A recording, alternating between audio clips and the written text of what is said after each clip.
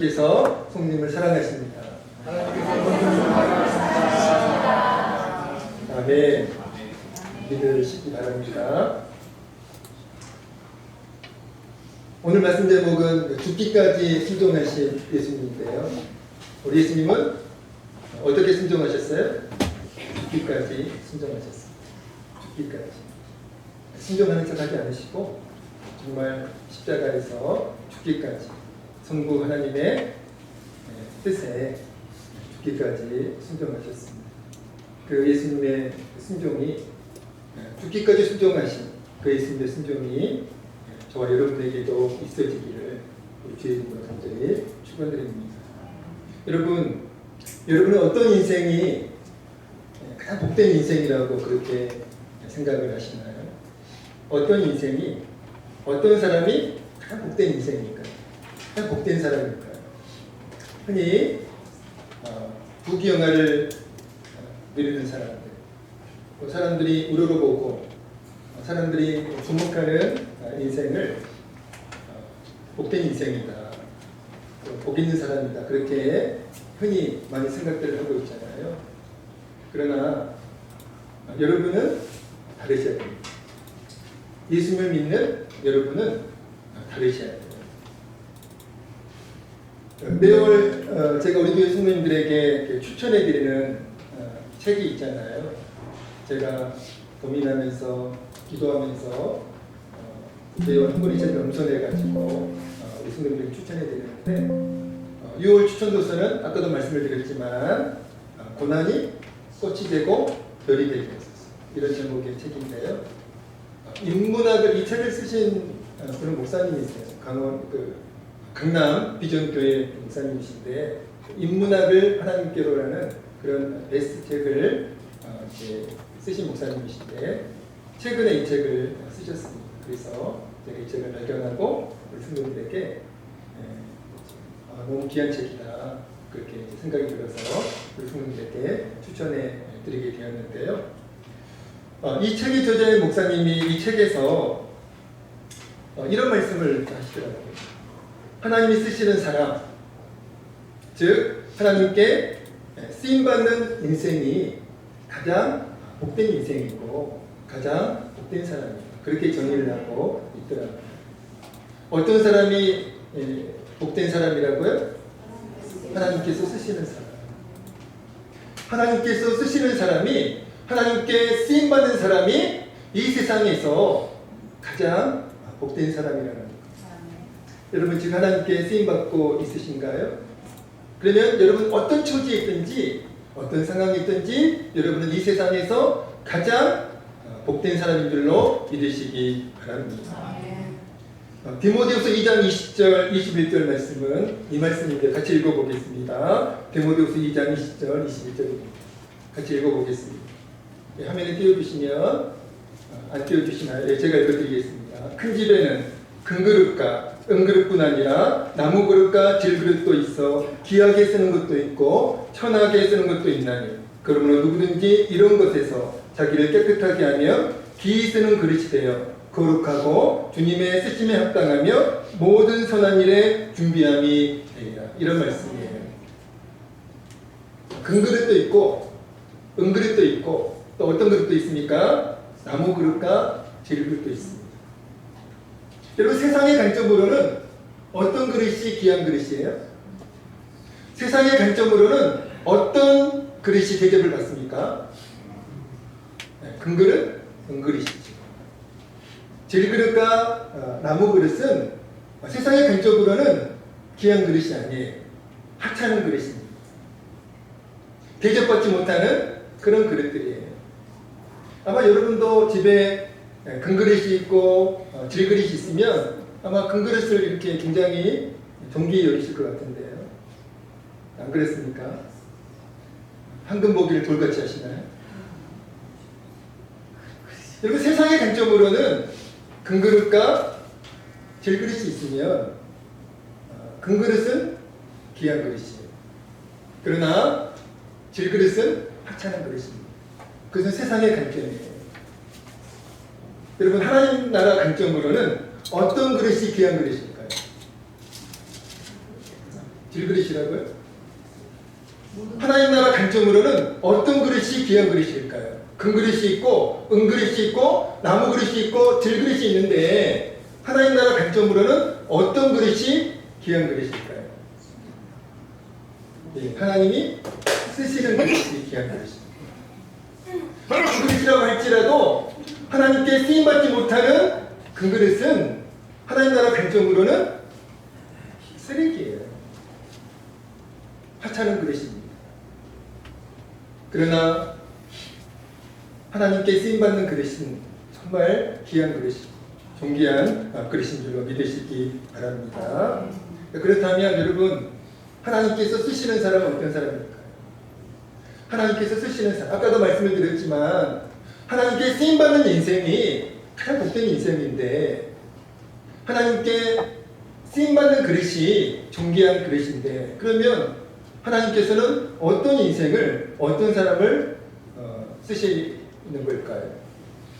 똑똑한 사람, 실력 있는 사람, 스펙이 화려한 사람, 재능이 뛰어난 사람, 그런 사람들 하나님께 쓰실까요? 네, 세상에서는 그런 사람들이 쓰임받죠. 그런 사람들이 우대받죠. 좋은 대학 나와야 되고, 또 뛰어난 실력이 있어야 되고, 토익 점수가 몇 점이냐, 이런 것들이 이제 세상의 기준이잖아요. 그런 것들이 이제 그 세상에서 쓰임받는 이제 기준으로 작용을 하잖아요. 그런 하나님이 쓰시는 사람은 어떤 사람일까요? 겸손한 사람입니다. 믿으면 아멘 하시기 바랍니다. 하나님은 어떤 사람을 쓰신다고요? 겸손한 사람을 쓰세요. 제가 성경을 지금까지 무수히 오랜 세월, 오랜 시간 제가 성경을 연구했는데요. 결론은 그거예요. 아, 하나님께서는 겸손한 사람을 쓰시는 거예요. 실력 있는 사람, 똑똑한 사람, 가문이 훌륭한 사람, 그런 사람들을 쓰시는 게 아니라 겸손한 사람을 쓰시는 거예요. 그 사실을 깨달았습니다. 그리고 6월 추천도서의 저자이신 그 목사님도 그 사실을 깨닫고 그렇게 그 말씀하신 거예요. 야고보서 4장 6절 말씀입니다. 하나님이 교만한 자를 물리치시고 겸손한 자에게 은혜를 주신다 하였습니다. 하나님이 어떤 사람을 물리치신다고요? 교만한 사람. 교만한 사람을 물리치시고 겸손한 자에게 은혜를 주신다. 여러분, 이 야고보서 4장 6절 말씀을 어떻게 해석할 수 있을까요? 이렇게 해석할 수 있습니다. 하나님이 쓰시는 사람은 겸손한 사람입니다. 하나님이 쓰시는 사람은 어떤 사람이라고요? 겸손한 사람. 여러분 인생도 하나님이 쓰시는, 여러분 인생도 하나님께 쓰임받는 복된 인생이 되기를 원하지 않으시나요? 저는 날마다 간절히 기도합니다. 새벽마다.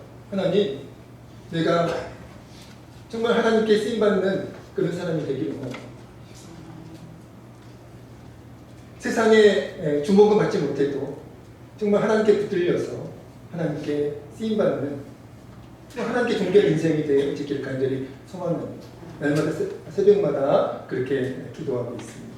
여러분, 우리가 하나님을 믿는다면, 우리가 예수 그리스도의 제자라면 그런 소망이 있어야죠. 주님께 붙들려서 주님께 쓰임받기를 원하는 그런 거룩한 소망이 있어야 되지 않겠습니까? 겸손하면 하나님께 쓰임받습니다.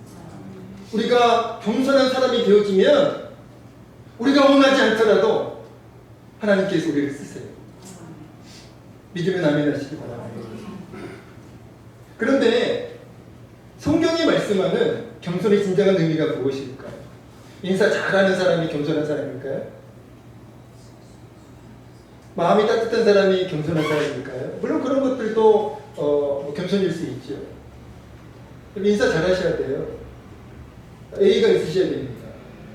그래야 사람들에게 인정받아요. 사람들의 환영을 받습니다. 그런데 성경에서 말씀하는 겸손의 진정한 의미가 있습니다. 그게 뭘까요? 순종이에요. 겸손의 진정한 의미가 뭐라고요? 순종입니다. 6월 추천도서의 저자도 책에서 겸손과 순종을 동일시하고 있더라고요. 제가 그 책의 내용을 그대로 제가 말씀드려 보겠습니다. 가수 조영남 씨 아시죠? 예, 그분이 이런 노래를 불렀는지 처음 알았습니다. 겸손은 힘들어, 이런 노래를 부르더라고요. 여러분 아시나요? 겸손은 힘들어, 이런 노래를 누가 불렀다고요? 조영남 씨가 불렀다. 가사가 이래요. 돌아가신 우리 아버지 우렁은 날더러 겸손하라 겸손하라 하셨지만 지금까지 안 되는 건 딱 한 가지. 그건 겸손이라는. 겸손은 힘들어. 이런 가사에 노래 웃기죠.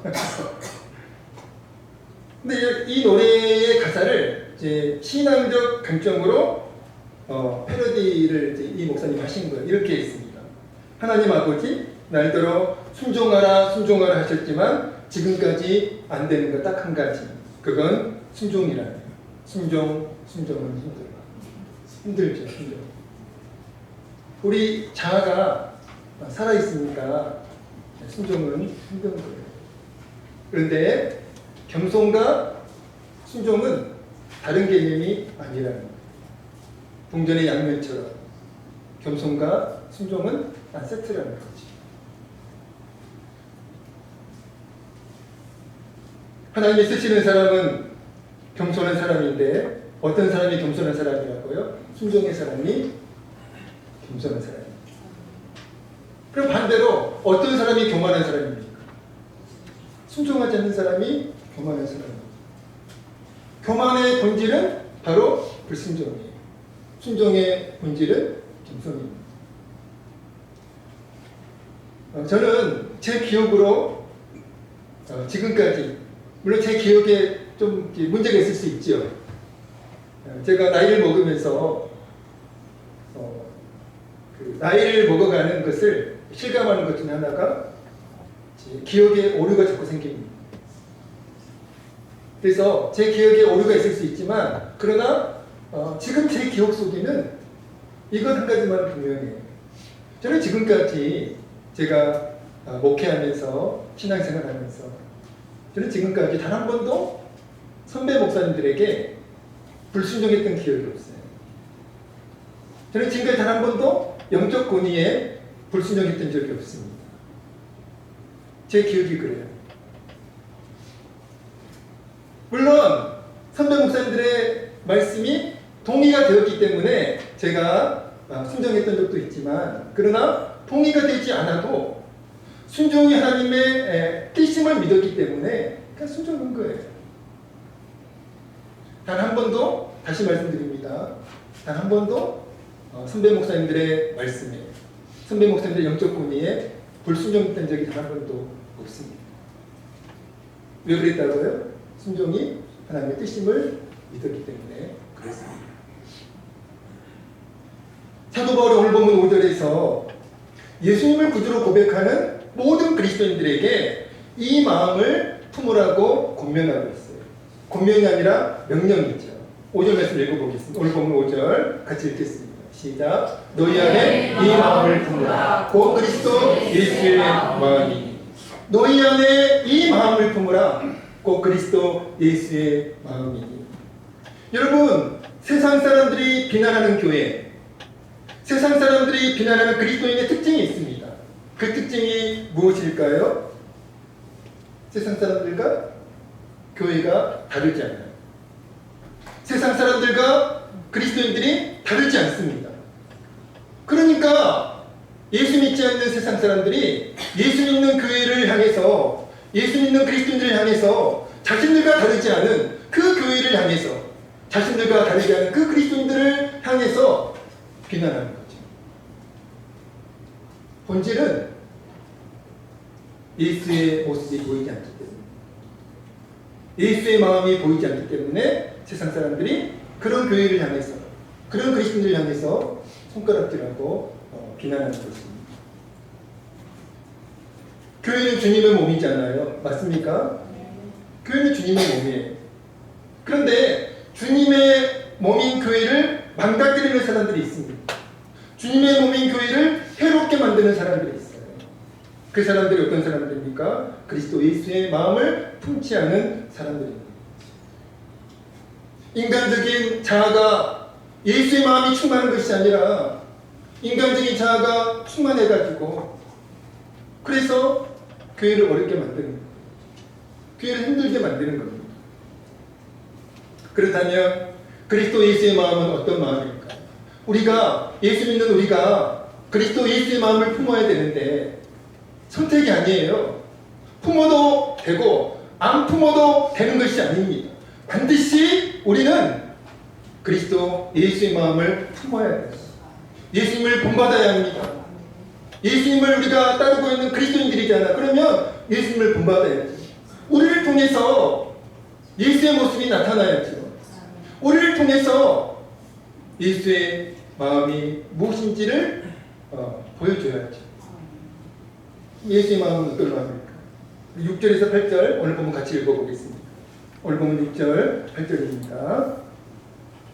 읽겠습니다. 시작. 그는 근본 하나님의 공동체이시라. 하나님과 공동됨을 취할 것으로 여기지 아니하시고 오히려 자기를 비워 종의 형체를 가지사 사람들과 같이 되시고 사람의 모양으로 나타나사 자기를 낮추시고 죽기까지 복종하셨으니 십자가에 죽으십니다. 여러분, 예수의 마음 어떤 마음이에요? 높아지려는 마음입니까? 낮아지려는 마음입니까? 어려운 질문이었나요? 예수의 마음은 높아지려는 마음이에요? 낮아지려는 마음이에요? 낮아지려는 마음이에요. 낮은 마음이에요. 예수님의 마음은 교만한 마음입니까? 겸손한 마음입니까? 겸손한 마음. 사도 바울이 그것을 말씀해 주고 있는 거예요. 그리스도 예수의 마음을 품으라 이렇게 명령한 후에 그 그리스도 예수의 마음이 어떤 마음인지를 지금 설명하고 있는 거잖아요. 예수의 마음은 낮은 마음, 겸손한 마음. 그 마음을 품어야 됩니다. 여러분, 예수님은 어떤 분이셨어요? 그는 근본 하나님의 본체시다. 그는 근본 하나님의 본체시다. 하나님과 동등한 분이셨습니다. 예수님이 어떤 분이셨다고요? 하나님과 동등한 분이셨습니다. 그런데 하나님과 동등한 분이신 그 예수님이 그 권리를 포기하시고 그 권리를 내려놓으시고 인간의 몸이 되셨잖아요. 인간의 몸만 되셨나요? 십자가에 달려 죽기까지 하셨습니다. 누가요? 하나님과 동등하신 그 예수님. 우리를 창조하신, 우주 만물을 창조하신 그 예수님께서, 그 주님께서 우리를 구원하시려고, 또 우리를 구원하시려고 하는 그 성부 하나님의 뜻에 순종하셔가지고 그렇게 인간이 되셨고 또 십자가에 달려 죽기까지 받아주셨다는 거예요. 하나님과 동등한 분이신 예수님이 인간이 되셨고 십자가에서 죽으신 것은 무엇을 의미합니까? 낮아지신 예수님, 그리고 겸손하신 예수님을 의미합니다. 우리가 상상할 수 없는 낮아짐이고 우리가 상상할 수 없는 겸손함이에요. 예수님의 낮아지심, 예수님의 그 겸손하심, 그것은 우리가 측량할 수가 없어요. 우리가 이해할 수가 없습니다. 우리가 계산할 수가 없어요. 창조주이신 그분이 인간이 되셨잖아요. 우주 만물을 만드신 그분이 십자가 달려 죽으셨잖아요. 그 예수님의 낮아지심, 그 예수님의 겸손하심은 상상할 수 없는 낮아지심이고 겸손하심입니다. 사도 바울이 그 예수 그리스도의 그 마음이 낮은 마음, 겸손한 마음임을 말씀하면서 모든 그리스도인들이, 예수님을 따르는 모든 그리스도인들이 그 예수님을 닮아서 그 예수님처럼 낮아져야 되고, 자꾸 높아지려고 하지 말고 낮아져야 되고, 자꾸 우리는 낮은 자리로 가야 돼요. 낮은 자리에서 섬기려고 해야 돼요. 높은 자리에서 대접받으려고 하지 말고 낮은 자리로 내려가서 섬기려고 하고. 여러분, 예수님이 어디에 계실 것 같습니까? 높은 곳에 계실까요? 아니에요. 낮은 곳에 계세요. 그러니까 우리가 낮은 곳으로 가면 그곳에서 예수님을 만날 수 있습니다. 그곳에 예수님이 계시는 거예요. 아멘. 절대 예수님은 높은 곳에 계시지 않습니다. 그러니까 대접받으려고 하지 않습니다. 대접하면, 섬기면 그곳에 주님이 계신 줄로 믿으시기 바랍니다. 우리는 예수님처럼 낮아져야 되고 또 겸손해야 한다는 것이죠. 그런데 제가 말씀을 묵상하면서 사도 바울이 그 예수님의 그 겸손을 말씀하시면서 8절에서 강조하는 말씀이 있더라고요. 8절 말씀 다시 한번 읽어보겠습니다. 읽겠습니다. 시작. 사람의 모양으로 나타나서 자기를 낮추시고 죽기까지 복종하셨으니 곧 십자가에 죽으십니다. 아멘. 예수님의 그 낮아지심을, 예수님의 그 겸손하심을 말씀하다가 사도 바울이 갑자기 죽기까지 복종하셨다. 이 말씀을 바로 이어서 하고 있잖아요. 죽기까지 복종하셨다. 하나님과 동등한 분이신 예수님이 인간이 되시고 십자가에서 죽으신 것이 무엇의 결과라는 거예요? 순종의 결과라는 거죠. 성부 하나님의 뜻에 순종하신 그 순종의 결과가 예수님의 낮아지심이고 예수님의 겸손하심이라는 거예요. 믿으면 아멘 하시기 바랍니다. 순종의 결과예요. 죽기까지 복종하십니다. 죽기까지 순종하십니다. 그러니까 여러분, 사도 바울이 오늘 본문에서 아까도 제가 말씀을 드렸듯이 겸손의 진정한 의미가 무엇임을 말씀하고 있는 거예요? 겸손의 진정한 의미가 순종임을 말씀하고 있습니다. 겸손의 진정한 의미, 겸손의 본질이 뭐라고요? 순종이죠. 그러니까 오늘 우리가 하나님의 말씀에 순종하지 않고 있다면, 우리가 순종의 삶을 살고 있지 않다면 우리는 교만한 사람입니다. 교만하면 하나님께 절대로 쓰임받지 못합니다. 겸손한 사람과 교만한 사람의 족도, 기준 무엇입니까? 겸손한 사람의 족도는 순종입니다. 교만한 사람의 족도는 반대로 불순종이 되는 거죠. 말씀을 정리하겠습니다. 하나님이 지금도 겸손한 사람을 찾고 계세요. 화면 띄워주시겠습니까? 하나님이 찾으시는 사람, 어떤 사람입니까? 같이 한번 읽어보세요. 하나님이 찾으시는 사람. 시작. 네, 처음부터 하나님이 찾으신 거기서부터 시작. 하나님이 찾으신 사람은 어떤 사람입니까? 겸손한 사람, 순종의 사람입니다. 아멘. 하나님 똑똑한 사람 찾지 않으세요. 하나님은 실력 있는 사람 찾지 않습니다. 하나님은 겸손한 사람을 찾으세요. 겸손한 사람이 어떤 사람입니까? 순종의 사람입니다. 왜 찾으시죠? 두 번째, 시작. 하나님이 겸손한 사람, 순종의 사람을 찾으신 이유가 무엇일까요? 축복하시고 쓰시기 위함입니다. 아멘. 하나님께서 겸손한 사람, 순종의 사람을 찾으시는데요. 이유가 뭐라고요? 축복하시고 쓰시려고. 하나님께 쓰시려고. 디모데후서 아까 말씀을 드렸던 디모데후서 2장 21절에서 하나님이 쓰시는 그릇, 어떤 그릇이에요? 깨끗한 그릇. 아까 장로님이 말씀해 주신 것 같아요. 하나님이 쓰시는 그릇, 어떤 그릇이라고요? 깨끗한 그릇. 깨끗한 그릇을 쓰십니다. 깨끗한 그릇의 의미가 뭐예요? 순종이에요. 하나님께서 찾으시는 그릇, 하나님께서 쓰시는 그릇, 어떤 그릇이라고요? 깨끗한 그릇입니다. 금그릇 아니에요. 은그릇 아닙니다. 깨끗한 그릇을 찾으셔가지고 그 깨끗한 그릇을 하나님께서 쓰세요. 깨끗한 그릇이 뭘 의미한다고요? 순종을 의미합니다. 겸손한 사람, 순종의 사람, 다른 의미가 아니에요? 같은 의미입니다. 예수님은 겸손하셨어요. 예수님의 마음은 겸손한 마음이었습니다. 예수님은 겸손하셔서 성부 하나님의 뜻에 인류를 구원하시려고 하는 그 하나님의 뜻에, 그래서 십자가에 달려 죽어야 된다라고 하는, 인간이 되어야 한다라고 하는 그 성부 하나님의 뜻에 예수님은 겸손하셔서 인간이 되셨고 죽기까지, 십자가에서 죽기까지 예수님은 순종하셨어요. 그 겸손을, 그 순종을 사도 바울이 모든 그리스도인들에게 본받아야 된다고, 그리스도 예수의 마음을 품어야 된다고, 그래야 기독교가 살고 그래야 교회가 산다고. 그래야 복음이 산다고 사도 바울이 말씀하고 있는 거예요. 여러분, 교만한 우리 때문에, 순종하지 않는 우리 때문에 기독교가 죽고 있는 줄 아셔야 돼요. 교회가 죽고 있는 줄 아셔야 돼요. 복음이 죽고 있는 줄 아셔야 돼요. 겸손하셔야 돼요. 순종하셔야 됩니다. 그래야 기독교가 살고 교회가 살고 복음이 사는 줄로 믿습니다. 겸손하셔서 죽기까지 순종하신 그 예수님처럼 우리도 정말 겸손한 사람, 순종의 사람이 되어서 이 시대에 하나님이 사용하시는 귀한 그릇들 다 되어지기를 우리 주의 이름으로 간절히 축원드립니다. 찬양하겠습니다.